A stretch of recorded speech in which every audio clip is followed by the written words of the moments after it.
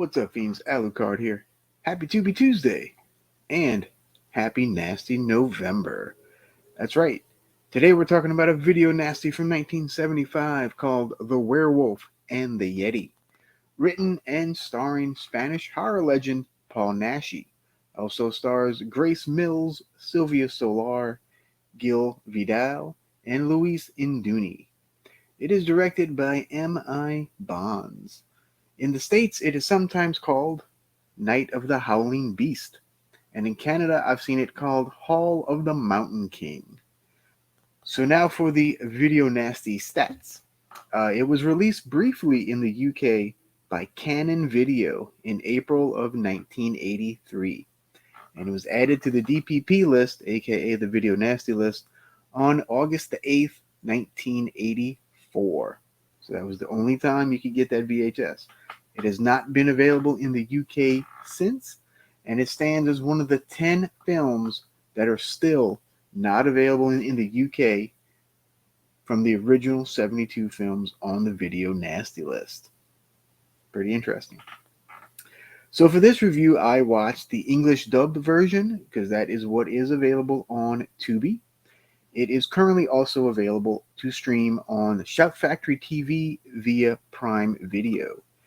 It is also available on Blu-ray as part of the Paul Naschy Collection 2 from Scream Factory, which of course, as you can see, I own. Alright, so this is going to be a spoiler-heavy review. So you have been warned. If you haven't watched it yet, go watch it, then come back and watch this. So we begin in London, where anthropologist and psychologist Waldemar Daninsky hears about a rare Yeti sighting in the Himalayas. So of course he and a team of explorers set off to find the mythical creature. With most of his group weary and afraid, he gets separated from them and gets lost in the mountains. He is rescued by two scantily clad sisters guarding a Buddhist temple. He soon recovers and has a romantic tryst with both sisters. However, he quickly realizes that one of them is a vampire and the other one is a werewolf who kind of looks like a slightly hairy vampire. I'm just saying. The werewolf, of course, is the one that bites him, so now he transforms into one. The rest of the expedition, including Waldemar's main love interest, Sylvia, gets attacked by a group of bandits acting under the tyrant Sekar Khan, who kind of reminds me of a mix of Jesse Ventura and Anton LaVey. They get kidnapped and thrown into a dungeon of a cheap Elvira knockoff named Vandessa. And in the most gruesome scene, and likely a large reason this film is on the Nasties list, one of the female explorers named Melody gets the skin of her back peeled off for a transplant for Khan. The film, of course, climaxes with Waldemar fighting Khan and the female abductees fighting off Vandessa. But wait, there's more. Didn't they promise a Yeti? The Yeti comes out at the very end, protecting the flower that can cure Waldemar of his lycanthropic disease. The grand finale fight between the werewolf and the Yeti occurs with both of them dying, but Sylvia uses her blood with the flower to return Waldemar to his human state, and he miraculously lives. The end. So as you can see, they packed in quite a bit in the 88-minute runtime. It's fun, it's sexy, it's gory, and the whole thing's pretty silly. I mean, what more could you ask for?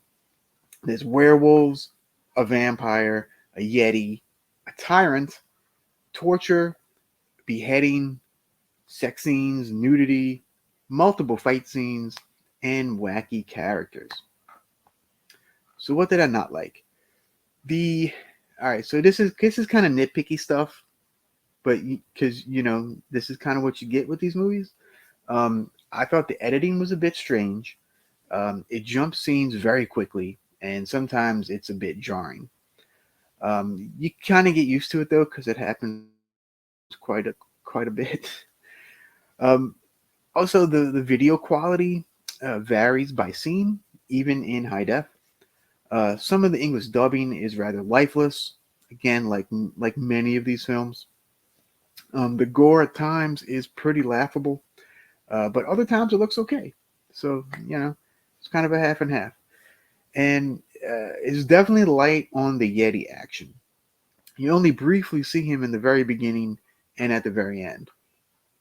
And as a side note, Naschy was very unhappy with the Yeti design. So I assume that's kind of why the Yeti is kind of barely in this thing. The Yeti kind of looks to me, it kind of looks like a Bigfoot like ape creature. I don't know. Yeah, nothing spectacular about it at all. All right, but what did I like? Even though it seems cheesy now, I still dig the transformation scenes into the werewolf with the makeup, primarily by Alfredo Ponti. It kind of harkens back to the Lon Chaney transformations, in the Universal flicks. There are plenty of fight scenes, nothing too spectacular, but they're fun. And I do love the way the werewolf Waldemar does these like leaping attacks. He'll just be like sitting and he'll just lunge straight ahead. It's pretty cool. It's pretty funny.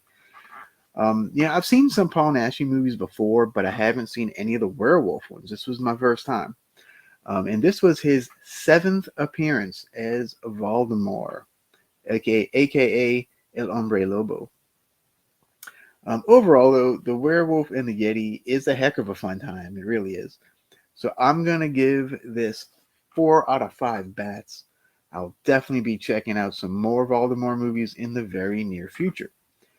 If you like werewolf movies, exploitation flicks, bad dubbing, or like 70s European schlock, this one is definitely for you. So until next time, stay spooky. Peace.